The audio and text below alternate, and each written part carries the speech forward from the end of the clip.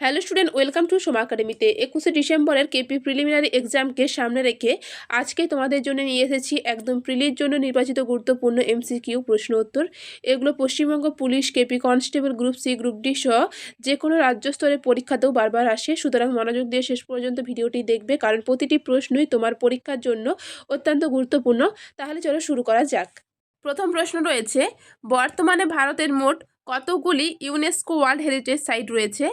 বর্তমানে ভারতে মোট কতগুলি ইউনেস্কো ওয়ার্ল্ড হেরিটেজ সাইট রয়েছে? সঠিক উত্তরটি হলো অপশন সি, 44টি। বর্তমানে ভারতে মোট 44টি ইউনেস্কো ওয়ার্ল্ড হেরিটেজ সাইট রয়েছে। পরের প্রশ্ন হলো, পটচিত্র শৈলী নিচের কোন রাজ্যে প্রাচীনতম এবং জনপ্রিয় শিল্পকলার একটি? পটচিত্র শৈলী নিচের কোন রাজ্যে প্রাচীনতম এবং জনপ্রিয় শিল্পকলার একটি? সঠিক উত্তরটি হলো অপশন সি, উড়িষ্যার। পরের প্রশ্ন হলো, পৃথিবীর দীর্ঘতম মহাদেশীয় রেলপথ কোনটি? পৃথিবীর দীর্ঘতম মহাদেশীয় রেলপথ কোনটি? সঠিক উত্তরটি হলো option B, trans Siberian railway. পৃথিবীর দীর্ঘতম মহাদেশীয় রেলপথ হলো ট্রান্স সাইবেরিয়ান রেলওয়ে। তোমরা ভিডিওটি পজ করে আমার উত্তরের সঙ্গে তোমাদের উত্তরটি মিলিয়ে নিও। পরের প্রশ্ন দেখে নেব।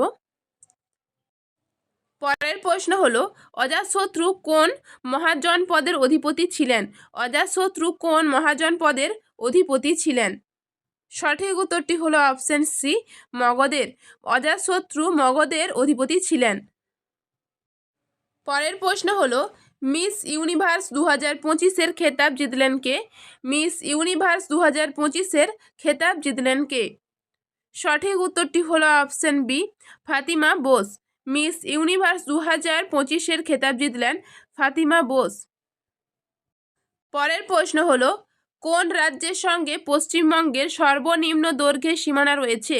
কোন রাজ্যের সঙ্গে পশ্চিমবঙ্গের সর্বনিম্ন দৈর্ঘ্যের সীমানা রয়েছে?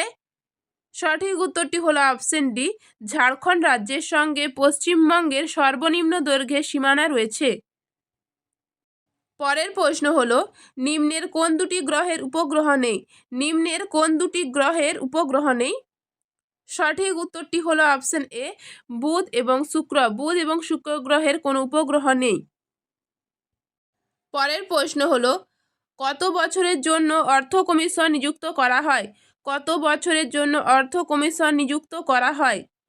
সঠিক উত্তরটি হলো অপশন সি, 5 বছরের জন্য। 5 বছরের জন্য অর্থ কমিশন নিযুক্ত করা হয়। পরের প্রশ্ন হলো, কোন রাজ্যের বিখ্যাত পান্না ডায়মন্ড সম্প্রতি জিআই ট্যাগ পেল? এটি কারেন্ট অ্যাফেয়ার্সে খুবই গুরুত্বপূর্ণ প্রশ্ন। কোন রাজ্যের বিখ্যাত পান্না ডায়মন্ড সম্প্রতি জিআই ট্যাগ পেল? সঠিক উত্তরটি হলো অপশন সি, মধ্যপ্রদেশ রাজ্যের বিখ্যাত পান্না ডায়মন্ড সম্প্রতি জিআই ট্যাগ পেল। পরের প্রশ্ন হলো, কংগ্রেসের কোন অধিবেশনে সুভাষচন্দ্র বসু প্রথম সভাপতি নির্বাচিত হন? কংগ্রেসের কোন অধিবেশনে সুভাষচন্দ্র বসু প্রথম সভাপতি নির্বাচিত হন? সঠিক উত্তরটি হলো অপশন বি, হরিপুরা অধিবেশনে। কংগ্রেসের হরিপুরা অধিবেশনে সুভাষচন্দ্র বসু প্রথম সভাপতি নির্বাচিত হন এবং এই অধিবেশনটি হয়েছিল 1938 সালে। পরের প্রশ্ন হলো, ভারতের কৃষিক্ষেত্রে সাধারণত কোন বেকারত্ব দেখা যায়? ভারতের কৃষিক্ষেত্রে সাধারণত কোন বেকারত্ব দেখা যায়? সঠিক উত্তরটি হলো অপশন ডি, ছদ্ম বেকারত্ব। ভারতের কৃষিক্ষেত্রে সাধারণত ছদ্ম বেকারত্ব দেখা যায়। এটি খুবই গুরুত্বপূর্ণ প্রশ্ন। পরের প্রশ্ন হলো, এবং কারেন্ট অ্যাফেয়ার্সের ইম্পর্টেন্ট প্রশ্ন হলো, 2026-এর শীতকালীন অলিম্পিকের মশাল বহনকারী হিসাবে নির্বাচিত হয়েছেন কে? 2026-এর শীতকালীন অলিম্পিকের মশাল বহনকারী হিসেবে নির্বাচিত হয়েছেন কে? সঠিক উত্তরটি হলো অপশন বি, অভিনব বিন্দ্রা। অভিনব বিন্দ্রা 2026-এর শীতকালীন অলিম্পিকের মশাল বহনকারী হিসেবে নির্বাচিত হয়েছেন। পরের প্রশ্ন হলো, প্রথম ভারতীয় পুরুষ এয়ার চিফ কে ছিলেন? প্রথম ভারতীয় পুরুষ এয়ার চিফ কে ছিলেন? সঠিক উত্তরটি হলো অপশন সি, সুব্রত মুখোপাধ্যায়। সুব্রত মুখোপাধ্যায় প্রথম ভারতীয় পুরুষ এয়ার চিফ ছিলেন। পরের প্রশ্ন হলো ভারতের জাতীয় পতাকা নকশা কে তৈরি করেছিলেন? ভারতের জাতীয় পতাকা নকশা কে তৈরি করেছিলেন? সঠিক উত্তরটি হলো অপশন ডি, পিঙ্গালি ভেঙ্কাইয়া। ভারতের জাতীয় পতাকা নকশা তৈরি করেছিলেন পিঙ্গালি ভেঙ্কাইয়া। এবং ভারতের জাতীয় পতাকার দৈর্ঘ্য ও প্রস্থের অনুপাত হলো 3:2। এটি খুবই গুরুত্বপূর্ণ তথ্য, মনে রাখবে। বিভিন্ন চাকরির পরীক্ষায় এই প্রশ্নটি বারবার এসে থাকে। পরের প্রশ্ন হলো ভারতের বায়োস্ফিয়ার রিজার্ভের সংখ্যা কত? ভারতের বায়োস্ফিয়ার রিজার্ভের সংখ্যা কত? সঠিক উত্তরটি হলো অপশন সি, 18টি। ভারতের বায়োস্ফিয়ার রিজার্ভের সংখ্যা হলো 18টি। পরের প্রশ্ন হলো বাংলার আকবর কাকে বলা হয়? বাংলার আকবর কাকে বলা হয়? সঠিক উত্তরটি হলো অপশন এ, আলাউদ্দিন হোসেন শাহকে। বাংলার আকবর বলা হয় আলাউদ্দিন হোসেন শাহকে। পরের প্রশ্ন হলো ইউট্রোফিকেশনের প্রধান উপাদান কোনটি? ইউট্রোফিকেশনের প্রধান উপাদান কয়টি? সঠিক উত্তরটি হলো অপশন বি, নাইট্রোজেন এবং ফসফরাস।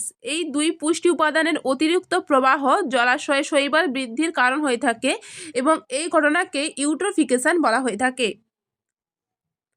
পরের প্রশ্ন হলো ভারতের দীর্ঘতম রেলওয়ে সুড়ঙ্গ কোনটি? ভারতের দীর্ঘতম রেলওয়ে সুড়ঙ্গ কোনটি? সঠিক উত্তরটি হলো অপশন বি, পীর পাঞ্জাল সুড়ঙ্গ। এর দৈর্ঘ্য হলো 11.2 কিমি।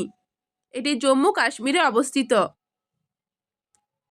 পরের প্রশ্ন হলো জিএসএম এর পুরো নাম কি? জিএসএম এর পুরো নাম কি? সঠিক উত্তরটি হলো option C, global system for mobile communication. GSM এর পুরো নাম হলো global system for mobile communication.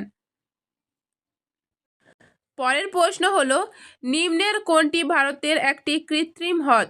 নিম্নের কোনটি ভারতের একটি কৃত্রিম হ্রদ? সঠিক উত্তরটি হলো অপশন সি, হুসেন সাগর হ্রদ। হুসেন সাগর হ্রদ হলো কৃত্রিম হ্রদ এবং এটি হায়দ্রাবাদে অবস্থিত।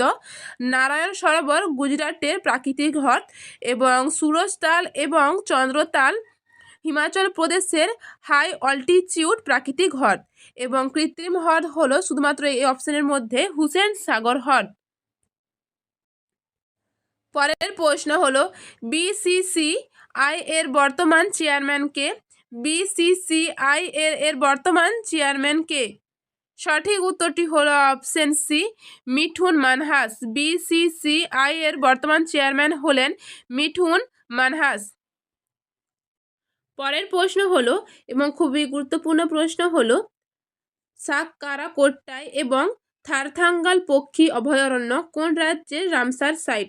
সাককারা কোট্টাই এবং থারথাঙ্গাল পক্ষী অভয়ারণ্য কোন রাজ্যের রামসার সাইট? সঠিক উত্তরটি হলো অপশন বি, তামিলনাড়ু রাজ্যের। পরের প্রশ্ন হলো নীতি আয়োগ কত সালে গঠন করা হয়? নীতি আয়োগ কত সালে গঠন করা হয়? সঠিক উত্তরটি হলো অপশন সি, 1 জানুয়ারি 2015-তে। 1 জানুয়ারি 2015-তে নীতি আয়োগ গঠন করা হয়। পরের প্রশ্ন হলো কোন যৌগে ক্যালাস জল থাকে না? কোন যৌগে ক্যালাস জল থাকে না? সঠিক উত্তরটি হলো অপশন এ, বেকিং সোডাতে। বেকিং সোডাতে কোনো ক্যালাস জল নেই এবং বেকিং সোডার সংকেত হলো NaHCO3 এবং ফটকিরি, কপার সালফেট এবং জিপসামে জল থাকে। পরের প্রশ্ন হলো গোকুল রিজার্ভয়ার এবং উদয়পুর লেক রামসার সাইট তকমা পেয়েছে কোন রাজ্যে? গোকুল রিজার্ভয়ার ও উদয়পুর লেক রামসার সাইট হিসেবে তকমা পেয়েছে কোন রাজ্যে? সঠিক উত্তরটি হলো অপশন বি, বিহার রাজ্যে। পরের প্রশ্ন হলো নিম্নের কোনটি আইসোটোনের সমান থাকে? নিম্নের কোনটি আইসোটোনের সমান থাকে? সঠিক উত্তরটি হলো অপশন বি, নিউট্রন সংখ্যা। নিউট্রন সংখ্যার আইসোটোনের সমান থাকে।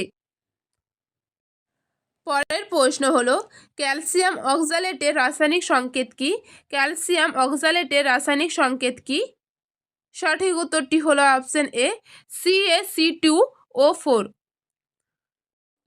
পরের প্রশ্ন হলো ভারতের প্রথম বহুমুখী নদী পরিকল্পনা কোনটি? ভারতের প্রথম বহুমুখী নদী পরিকল্পনা কোনটি? সঠিক উত্তরটি হলো option A, Damodar valley corporation. ভারতের প্রথম বহুমুখী নদী পরিকল্পনা হলো দামোদর ভ্যালি কর্পোরেশন এবং এটি 1948 সালে তৈরি করা হয়েছিল। পরের প্রশ্ন হলো, শিশু শ্রম নিষিদ্ধ সংবিধানের কোন ধারায় উল্লেখ রয়েছে? শিশু শ্রম নিষিদ্ধ সংবিধানের কোন ধারায় উল্লেখ রয়েছে? সঠিক উত্তরটি হলো অপশন সি, 24 নম্বর অনুচ্ছেদে। শিশু শ্রম ও নিষিদ্ধ সংবিধানে 24 নম্বর অনুচ্ছেদে উল্লেখ রয়েছে। পরের প্রশ্ন এবং আজকে শেষ প্রশ্ন হলো, ভারতের শ্বেত বিপ্লবের জনক কে? ভারতের শ্বেত বিপ্লবের জনক কে? সঠিক উত্তরটি হলো option C, doctor Verghese Kurien. ভারতের শ্বেত বিপ্লবের জনক হলেন ডক্টর ভার্গিস কুরিয়েন। তো ডিয়ার স্টুডেন্ট, আশা করি আজকের প্রশ্নোত্তরগুলো তোমাদের কেপি প্রিলিমিনারি এক্সামে অবশ্যই কাজে লাগবে। যদি ভিডিওটি ভালো লাগে তাহলে লাইক করবে, বন্ধুদের সঙ্গে শেয়ার করবে, আর অবশ্যই সময় একাডেমি চ্যানেলটি সাবস্ক্রাইব করে পাশে থাকবে। আগামী পরীক্ষাগুলোর জন্য আমরা নিয়মিত আরও গুরুত্বপূর্ণ এমসিকিউ প্র্যাকটিস সেট নিয়ে আসবো। তোমরা যারা আগের প্র্যাকটিস সেটগুলো দেখোনি তারা দেখে নিও। আবারও দেখা হবে পরের প্র্যাকটিস সেটে।